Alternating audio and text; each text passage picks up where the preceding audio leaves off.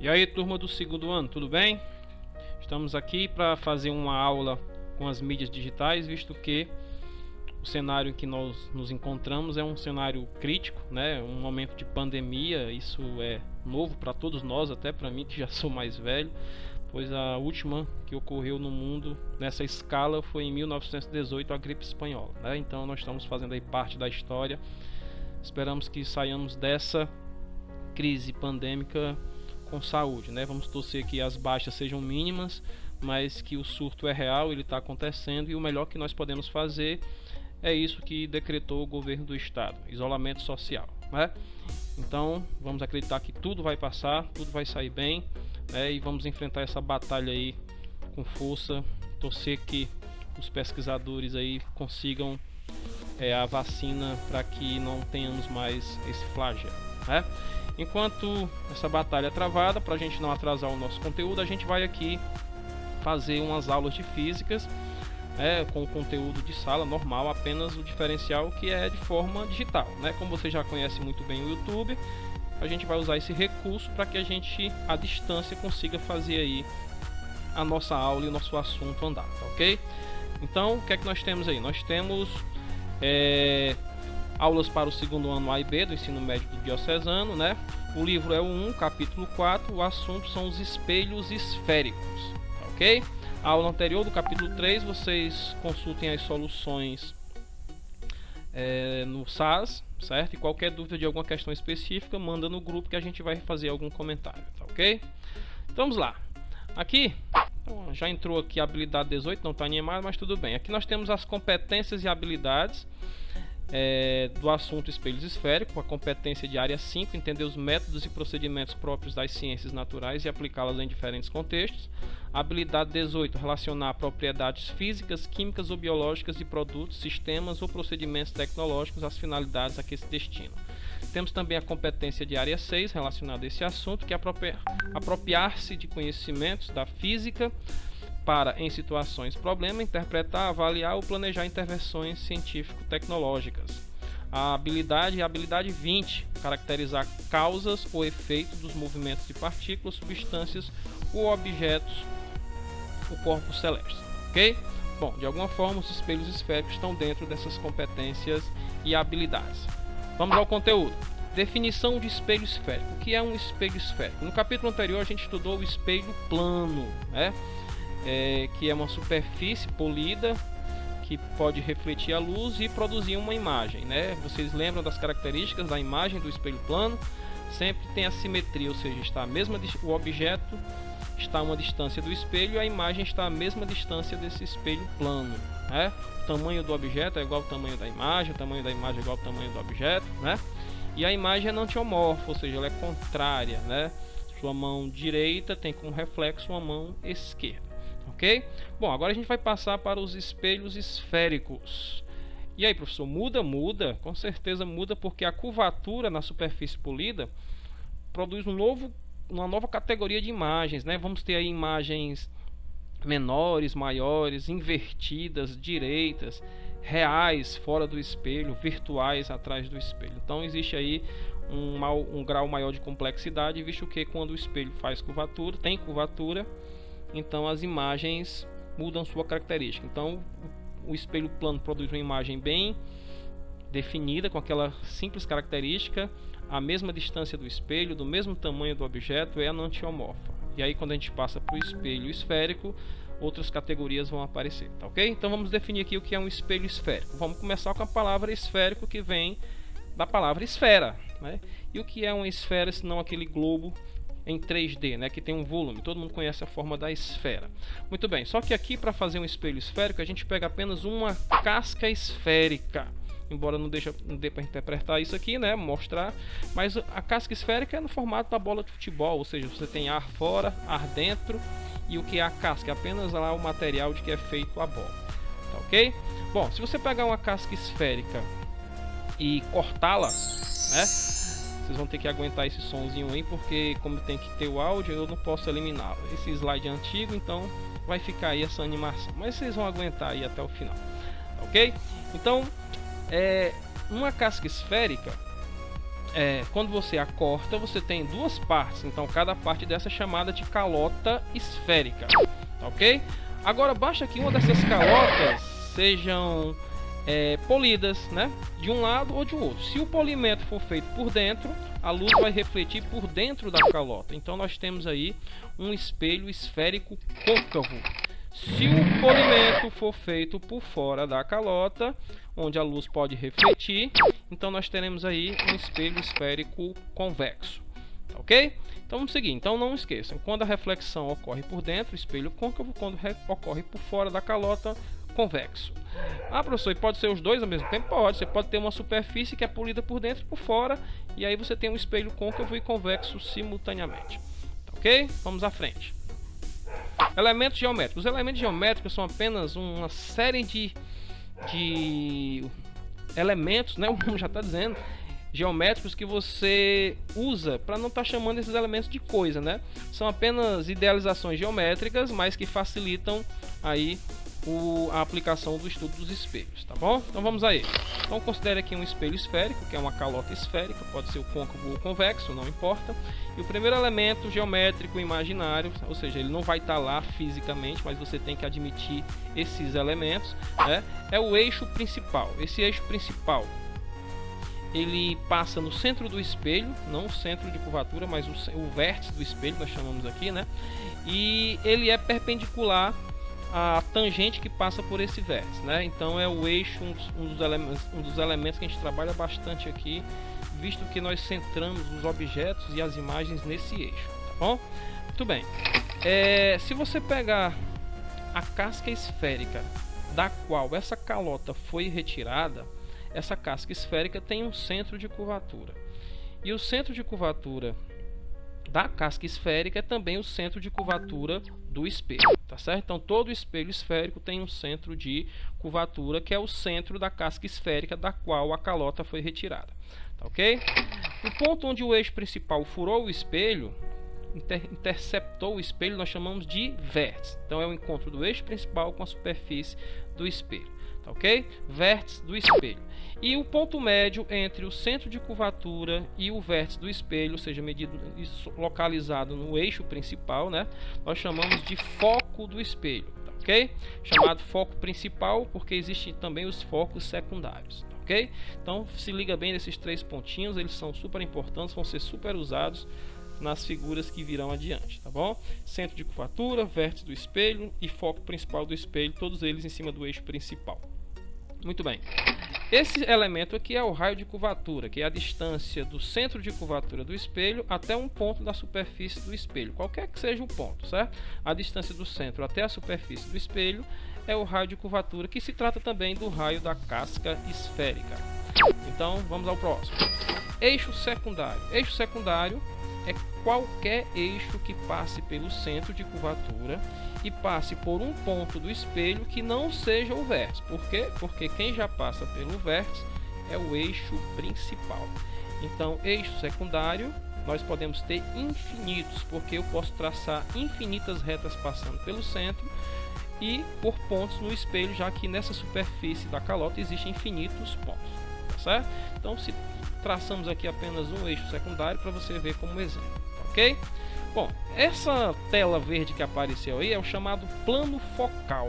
O plano focal é uma superfície, como o nome já diz, plana, né? Ele passa pelo foco principal do espelho e essa superfície ela é perpendicular ao eixo principal, forma um ângulo de 90 graus, tá ok?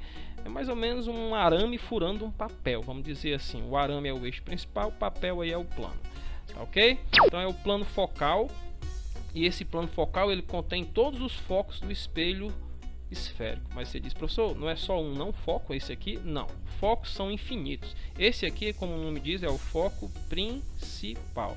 Aí existem também os focos secundários. Olha, note que o foco principal ele é o foco no eixo principal, por isso que ele tem esse nome, foco principal. Mas existem infinitos eixos secundários e cada eixo secundário tem seu foco também. E onde é que fica o foco do eixo secundário?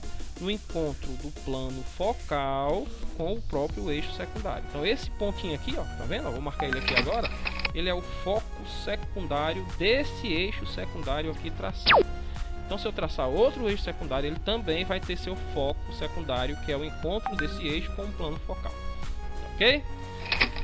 A abertura do espelho. A abertura do espelho, basta você pegar dois raios de curvatura, saindo do centro, obviamente, e ligados aos extremos do espelho.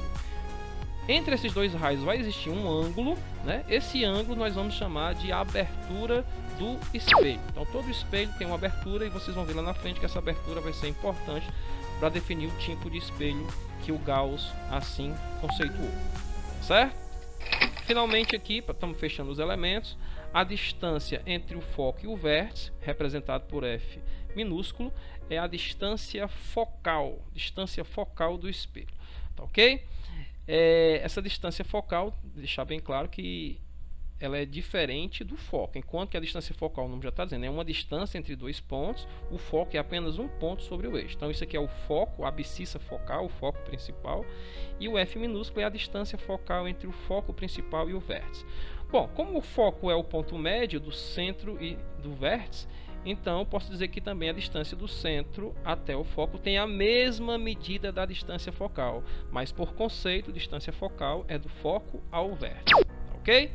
Bom, então aqui são todos os elementos dos espelhos esféricos, chamados elementos geométricos, já que a gente vai precisar desses elementos para trabalhar futuramente mais conceitos, tá ok? Vamos à frente. Símbolo dos espelhos esféricos. Então notem que esse símbolo aqui, essa estrutura que está desenhada aqui, ela é muito 3D, né? Fica mais complexa. Então a gente vai simplificar a visualização do nosso espelho esférico, tá bom? Então vamos fazer assim. Eita, freada. Essa freada um dia eu vou tirar ela daí. Muito bem, então é o seguinte. Como o espelho esférico ele é curvado, então simplesmente o nosso espelho esférico vai ser essa linha curvada, simplificada, tá certo? Esse tracinho aqui é dizendo que esse lado não reflete a luz. No entanto, do outro lado a luz é refletida. Portanto, se trata de quê? De um espelho côncavo, porque a reflexão está se dando por dentro da superfície curvada, ou seja, pela parte côncava, tá certo? Já o espelho convexo, lá vem a freada de novo, e aí nós temos o que? Nós temos o tracinho aqui dizendo que esse lado não reflete a luz, ou seja, na parte de dentro, mas a parte de fora reflete a luz. Portanto, nós temos aí um espelho esférico convexo. Bom, então nós vamos agora usar essa simbologia mais simplificada para representar o espelho côncavo e o espelho convexo, ok? Espelhos esféricos de Gauss. Gauss, ele foi um físico matemático, contribuiu para o estudo do campo elétrico grandiosamente, mas também aqui tem suas contribuições para o estudo dos espelhos, né, da óptica geométrica. Muito bem, o Gauss percebeu o seguinte: nem todo espelho esférico é um espelho bom de fazer imagens proporcionais corretas.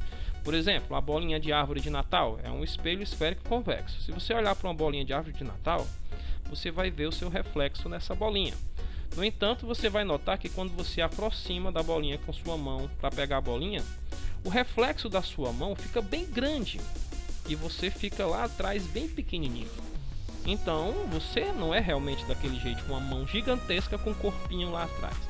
Então, o espelho, ele realmente produz uma imagem, mas ele não é um espelho ideal, porque ele quebra as proporções da imagem, ou seja, ele não mantém a proporção entre a imagem e o objeto. Ok? Então Gauss definiu algumas condições para que o espelho seja aproximadamente ideal para fazer imagens proporcionais ao objeto. Então são duas. Vem o carrinho de novo. Seguinte, primeira condição é o seguinte: a abertura do espelho. Essa aqui eu considero uma das mais importantes. A abertura do espelho, ela não pode ultrapassar 10 graus, ou seja, lembre que uma casca esférica completa ela tem 360 graus. Então, se você realmente vai fazer um espelho esférico de Gauss ideal, você tem que cortar uma calota cujo ângulo no centro da casca esférica seja apenas 10 graus. Ou seja, é por isso que nós quase não notamos a curvatura de um espelho esférico. Por exemplo, retrovisor de moto. Retrovisor de moto é esférico. E aí você diz: professor, não é retinho. Mas a curvatura é tão suave que você não nota que ele é esférico. Então ele é um espelho esférico de Gauss, tá certo? Então, se realmente você completar a superfície do espelho de um retrovisor de moto, ele vai se fechando numa esfera.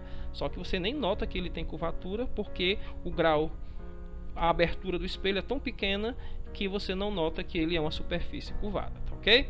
Então, primeira condição é que a abertura do espelho não pode ultrapassar 10 graus. 10 graus abaixo, tá ok? Segunda condição diz que essa é mais para você ter a nitidez e a intensidade da imagem. Ela pede que os raios de luz incidentes no espelho sejam bem próximos entre si e paralelos ao eixo principal, ou também a um eixo secundário. Isso não quer dizer que seja só para o principal. Então essa condensação dos raios é apenas para garantir que exista luz chegando no espelho e que você tenha aí uma nitidez na imagem, como também uma boa intensidade luminosa na imagem, tá ok? Então os raios incidentes devem ser paralelos ao eixo principal e bem próximos deste eixo, garantindo aí uma certa quantidade de luz para produzir uma boa imagem, tá ok? Então essas são as duas condições de nitidez de Gauss. Com essas condições atendidas, você vai ter aí um espelho esférico ideal, tá ok? Vamos para frente. Focos de um espelho esférico é o seguinte: considere que um espelho côncavo, nós já vimos aqui a superfície curvada. Lembre que eu disse a vocês, ó, o eixo principal e aqueles três pontinhos que nós mais destacamos: o centro de curvatura, o foco principal e o vértice, tá ok? O que é o foco de um espelho? Considere que um feixe de luz incida sobre esse espelho esférico côncavo paralelo ao eixo principal. O foco, ele é o encontro dos raios emergentes de um feixe quando este incidiu paralelo a um dos eixos principal ou secundário. No caso aqui, como esses raios incidiram paralelos ao eixo principal, eles vão emergir, ou seja, refletir para um ponto chamado foco principal, né? Então note que todos os raios que refletem se encontram nesse ponto. Então o foco de um espelho é o ponto de encontro dos raios emergentes de um feixe incidente paralelo. Se o feixe for paralelo ao eixo principal, se encontrarão no foco principal. Se for paralelos a um eixo secundário, se encontrarão no foco secundário. Veja que o foco principal no espelho esférico côncavo, ele é real. Por quê? Porque realmente os raios estão aqui se tocando nesse ponto aqui, tá ok? Vamos ver o caso do convexo. Veja só, nós temos o convexo com a mesma ideia. Note que no convexo os raios vão incidir paralelo do mesmo jeito. No entanto, jamais vão passar aqui por esses pontos, né? Já que os raios vão bater e voltar. Onde está o foco? O foco é a mesma definição. Ele é o encontro dos raios que emergem do espelho de um feixe incidente paralelo, né? Veja nesse caso para onde é que vai emergir o feixe, ó. Professor, mas eles não vão se encontrar no foco. Não, realmente não vão, porque na verdade o espelho não impede que os raios passem para cá. No entanto, a reflexão de cada raio está na direção desse foco. Note, quando eu prolongo os raios aqui, que a direção de cada raio refletido passa exatamente pelo foco. Esse foco aqui é o foco também do espelho convexo. Veja que a definição também está aqui incluída. O que é esse ponto aqui? Ele é o ponto de encontro dos raios emergentes de um feixe incidente paralelo, né? Então isso acontece no espelho côncavo e no convexo. Só que no convexo o foco ele não é real, ele é virtual, né? Porque os raios de fato não chegam aqui, apenas os prolongamentos. Uma perguntinha para vocês: na sala de aula, quando a gente voltar, eu posso captar as respostas de vocês. E aí, qual dos dois espelhos serviria para fazer um forno solar, ou seja, fazer aquecimento? Não vou dar a resposta, vou deixar vocês pensarem aí em casa, ok? Vamos para frente. Raios particulares. Esses raios aqui, eles são raios importantes. Com estes raios aprendidos, são 4 regrinhas importantes, e quando você tiver essas regras prontas aí, aprendidas, vocês vão construir qualquer imagem em espelho esférico, tá ok? As regrinhas para a construção de imagem. Então vamos às regras dos raios particulares. Eita, agora chegou uma fadinha aí, né? Muito bem. Seguinte, nós temos aí o espelho côncavo e o convexo ao mesmo tempo, e eu vou jogar aqui alguns raios e mostrar o raio refletido, e cada raio refletido segue uma regra. Então, primeira regra: todo raio que incide em um espelho esférico na direção do centro de curvatura, como esse raio aqui passou pelo centro de curvatura, ele está na direção do centro de curvatura. Ao refletir do espelho, reflete sobre si mesmo, ou seja, ele volta pelo mesmo caminho. Então todo raio que está incide na direção do centro, reflete sobre si mesmo. Veja o caso do convexo. Olha esse raio. Ele não vai passar pelo centro. Não vai. Mas olhe como ele está na direção do centro. Então a regra não diz que tem que passar pelo centro, apenas tem que estar na direção do centro. Então, ao estar incidindo na direção do centro, reflete sobre si mesmo, né? Então tá aí a regra também no espelho convexo. Vamos ver a segunda regra. Fadinha chegando de novo. E aí vamos lá. Essa é clássica. Todo raio, não, ainda não é a clássica, mas é uma bem usada. Todo raio que incide no vértice de um espelho reflete simetricamente em relação ao eixo principal. O que é isso, professor? Ou seja, ele forma o mesmo ângulo com o eixo principal na reflexão.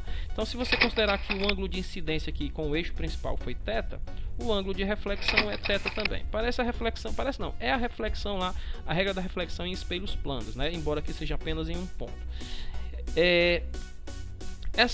A regra também é atendida nos espelhos convexos. Veja, raio incidente, raio refletido, o ângulo de incidência igual ao ângulo de reflexão. Então, refletir simetricamente em relação ao eixo principal é exatamente o raio incidente formar com o eixo principal um ângulo igual ao que o raio refletido forma com o eixo principal também. Tá certo? Essa é a segunda regra, segundo raio. Vamos ao terceiro caso.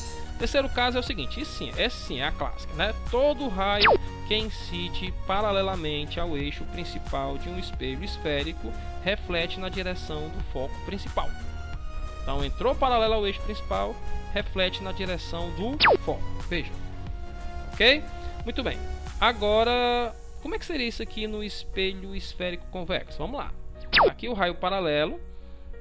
Veja, eu disse que ele reflete na direção do foco, não é obrigado a passar pelo foco. Como esse raio vai voltar, ele vai refletir, e o foco está aqui, ele tem que refletir numa direção que passe por aqui. Veja como vai subir esse raio aqui, ó. Tá vendo? Ele vai subir, refletir subindo, de forma que a direção na qual ele está se propagando na reflexão passe pelo foco. Ou seja, o raio não vai passar pelo foco, mas a direção pela qual o raio está se propagando passa pelo foco. Certo? Então, repetindo a regra, todo raio que incide paralelo reflete na direção do foco principal. Todo raio que incide paralelo ao eixo principal, reflete na direção do foco principal. E o último caso é o caso aplicando-se aqui o princípio da reversibilidade do terceiro caso. O quarto caso é só reverter o caso 3. Como assim? Princípio da reversibilidade da luz, que diz que a trajetória da luz independe de seu sentido, né? Então, se eu fiz um raio entrar paralelo, sair na direção do foco, então se um entrar na direção do foco, obviamente ele vai sair paralelo. Então, ó, todo raio que incide na direção do foco principal de um espelho esférico reflete paralelamente ao eixo principal. É claro que ele entrou pelo foco principal, reflete na direção do eixo principal, paralela ao eixo principal. Veja como a regra também se faz presente aqui no espelho convexo, né? Ó, o raio está na direção do foco principal, não vai passar por ele, mas olha como ele está na direção. Então a regra é essa: incidiu na direção do foco principal, reflete paralelo ao eixo principal, revertendo aqui as regras de cima. Ok? Muito bem, nós temos aí então as 4 regrinhas, só para recapitular. Todo raio que incide na direção do centro de curvatura reflete sobre si mesmo. Todo raio que incide no vértice reflete simetricamente em relação ao eixo principal. Todo raio que incide paralelamente ao eixo principal reflete na direção do foco principal. E todo raio que incide na direção do foco principal reflete paralelamente ao eixo principal. Ok? Vamos para frente. E agora, com essas regras aprendidas, vamos à construção das imagens nos espelhos esféricos. Vamos lá. Espelho esférico côncavo. Nós vamos ter aí 5 casos, tá certo, pessoal? Você tem um pouquinho de paciência que dá certo. São 5 casos, vocês depois acompanhem na apostila, revejam, refaçam os desenhos, porque refazer os desenhos que estão propostos nos livros e esses aqui também ajuda a fixar esses casos particulares dos espelhos, tá bom? Então vamos lá. Primeiro caso, a gente vai colocar um objeto além do centro de curvatura do espelho. Bom, então vamos lá, puxar aqui o espelho côncavo, de novo aí o carrinho freando tudo, e aí vamos colocar um objeto, ó. Considere que aqui é o vértice, aqui é o foco, aqui é o centro e aqui é o além do centro, né? Então estou colocando um objeto aí além do centro de curvatura. Muito bem, vamos àquelas regrinhas agora. Que regrinhas? Eu vou pegar aqui, esse objeto é um corpo extenso, não esquecer disso, e ele é formado por quantos pontos? Infinitos pontos. Vamos pegar apenas um desses infinitos pontos, de preferência o ponto lá do topo, lá de cima. Desse único ponto emergem por reflexão ou por emissão, não importa, mas desse único ponto aqui emergem infinitos raios. Se daqui emergem infinitos raios para infinitas direções, algum raio deve seguir aquelas regras que acabamos de ver. Então, por exemplo, daqui eu tenho certeza que vai emergir pelo menos um raio que fique paralelo ao eixo principal. Então vamos a ele. Olha o raio aqui, emergindo paralelo ao eixo principal. E qual é a regra? Todo raio que incide paralelamente ao eixo principal em um espelho esférico reflete na direção do foco. Certo? Então olha só, nós estamos seguindo aquelas regrinhas. Desse ponto saem infinitos raios. Então eu vou pegar outro raio que também sai desse mesmo ponto, agora na direção do foco. E aí eu sei que ele retorna paralelamente ao eixo principal, seguindo aquelas regras. Muito bem, então vamos relembrar aquele conceito de ponto-objeto e ponto-imagem. Esses dois raios, o que é que eles são para esse espelho? Esses dois raios são raios o quê? Incidentes. Né? E o encontro deles dois é aqui. Então isso aqui é o ponto-objeto. Já esses dois raios são raios emergentes. E aí o encontro desses dois raios define o ponto-imagem. Então esse ponto aqui é o ponto-imagem. Mas é o ponto-imagem de quem? Imagem daquele objeto, daquele ponto-objeto. Então o topozinho aqui dessa seta vai estar bem aqui. E o resto da seta, professor, vai estar onde? Vai se ligar ao eixo principal. Dessa forma, veja. E aí nós temos a imagem formada por um objeto além do centro de curvatura em um espelho esférico côncavo. Ou seja, como é que é a característica dessa imagem? Ela é o que? Ela é menor do que o objeto, note isso, né? Ela não está direita, ou seja, ela está invertida, ela está de cabeça para baixo, ela é invertida. E outra coisa importantíssima é essa imagem, acredite, ela está fora do espelho, ela não está dentro do espelho, porque a formação dessa imagem foi feita através de raios efetivos, raios verdadeiros. Portanto, isso aqui é uma imagem real, é uma imagem que está fora do espelho. Então vamos às características. Essa imagem ela é invertida, ela é menor que o objeto e ela é real, tá certo? Esse é o primeiro caso. Vamos ao segundo caso, agora mais rápido, porque a gente já conhece as regrinhas e é só seguir aí, tá bom? Então tá aí o objeto agora no centro de curvatura. Vamos aos raios, saindo sempre do topo aqui, ó. Raio paralelo, volta na direção do foco, e o raio que passa pelo foco retorna paralelo. Tá ok? Veja que o cruzamento dos raios emergentes agora se deu exatamente abaixo do centro de curvatura. E aí nós temos uma imagem formada também no centro de curvatura. E olha só que característica particular. Nesse caso a imagem não é maior nem menor, ela tem o mesmo tamanho do objeto. Ela está invertida de cabeça para baixo e também ela é real, porque ela foi formada pelo encontro de raios verdadeiros, né? Então, assim ficam as características dessa imagem. Invertida, igual em tamanho ao objeto e real. Tá certo? Esse é o segundo caso. Vamos ao terceiro caso. Objeto entre o centro e o foco do espelho esférico. Vamos lá. Está aqui o objeto entre o centro e o foco e vamos às regras. Raio paralelo, retorna pelo foco. Raio pelo foco, retorna paralelo. Está aqui o ponto imagem e a imagem totalmente se forma aqui, ó. Vejamos. Então nós temos uma imagem agora com, pelas características, a imagem agora é invertida, continua invertida na verdade, ela continua real, mas agora ela é maior que o objeto. Então note que enquanto o objeto esteve aqui, além do centro, no centro e entre o centro e o foco, a imagem sempre foi real e invertida. Então essa informação vai ficar sempre junta, real e invertida, certo? Só que ela foi variando o tamanho, ora foi menor, ora foi igual, ora foi maior. Então vocês vão aí pegando aí esse ritmo, tá bom? Vamos ver o quarto caso, objeto colocado no foco do espelho. Esse caso é bem interessante. Vamos aos raios. Raio paralelo, retorna pelo foco. Se eu jogar um raio pelo foco agora não vai dar certo, porque o raio vai passar direto e não vai nem tocar no espelho. Então eu posso usar outra propriedade. Vamos usar a propriedade do vértice. Todo raio que incide no vértice reflete simetricamente em relação ao eixo principal, formando aqui, ó, o mesmo ângulo. Mas olha a curiosidade dos dois raios que emergiram. Olha só, ficaram paralelos. Isso quer dizer o quê? Que a imagem não se forma no campo visual do espelho, ou seja, você não tem uma imagem formada aqui. Não há imagem quando o objeto está no foco, pelo menos não próximo ao espelho. Nós dizemos que essa imagem ela é imprópria, simplesmente porque os raios emergentes são paralelos, ou simplesmente que ela se forma no infinito, já que é um conceito abstrato em geometria que se diz que as retas paralelas se encontram no infinito. Então a imagem estaria no infinito, tá ok? Então é um caso particular também. Finalmente, o último caso do espelho esférico côncavo. Vamos puxar o carrinho de novo. Vamos lá. E aí vamos colocar agora, esse caso é um dos casos mais usados no dia a dia, né? Quando alguém usa um espelho esférico como uma aplicação, aí é esse quinto caso aqui. O pessoal chama de espelho de grau, né? Quando você vai na ótica, bota seu rosto na frente daquele espelho redondo e vê seu rosto bem grandão. Pois bem, então, por quê? Porque ele é um espelho esférico e acontece exatamente o que eu vou mostrar agora. Então, coloque o objeto entre o foco e o vértice do espelho e vamos às regras dos raios. Raio paralelo sai na direção do foco e o raio do vértice faz o mesmo ângulo com o eixo principal na entrada e na saída. Só que agora os dois raios não são mais paralelos e também não se encontram aqui fora do espelho, ó. Peraí, mas se não são paralelos, deve existir geometricamente um ponto de encontro dessas duas retas, que não será aqui à frente do espelho, mas sim atrás do espelho. Note, se eu prolongar cada raio desse para trás do espelho, olha só onde é o ponto de encontro desses dois raios que emergem. Portanto, esse aqui é o ponto imagem, já que ele é o encontro dos raios emergentes do espelho.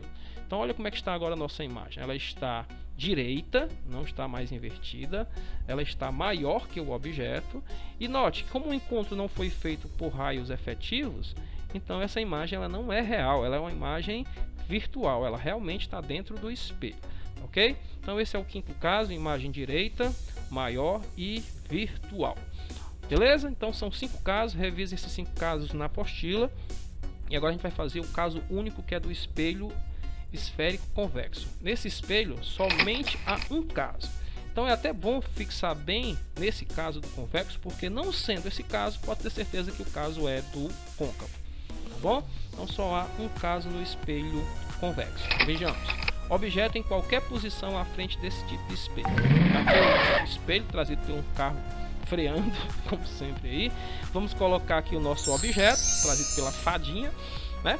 E aí vamos aos casos, vamos aos raios, né? As regras dos raios são as mesmas, não são diferentes. Vamos lá, raio paralelo sai na direção do foco, veja que o raio vai ter que subir para que ele fique na direção do foco. E um raio que incide no vértice reflete simetricamente em relação ao eixo principal, forma o mesmo ângulo. Então esses dois raios são os raios emergentes, e o encontro deles dois não aqui fora, porque eles estão se abrindo, né? Os dois raios estão se abrindo, e sim para trás do espelho, né? Então eu vou prolongar esse raio e esse raio. Veja, primeiro raio, segundo raio, e o ponto de encontro, ó, bem aqui. Portanto, esse aqui é o ponto imagem desse ponto objeto, e o resto da imagem fica conectado ao eixo principal. Então veja só como é que essa imagem está como característica. Essa imagem ela está menor do que o objeto, ela está direita, e no caso ela não foi feita por raios efetivos, e sim por prolongamentos de raios, e portanto é uma imagem virtual, tá ok? Então nós temos aí uma imagem direita, menor do que o objeto e virtual. Se o objeto for real, à frente do espelho convexo, a imagem terá sempre essa característica aí, trazida aí por um carro de Fórmula 1. Então nós temos aí a imagem para objeto real, a imagem sempre será direita, menor e virtual no espelho convexo.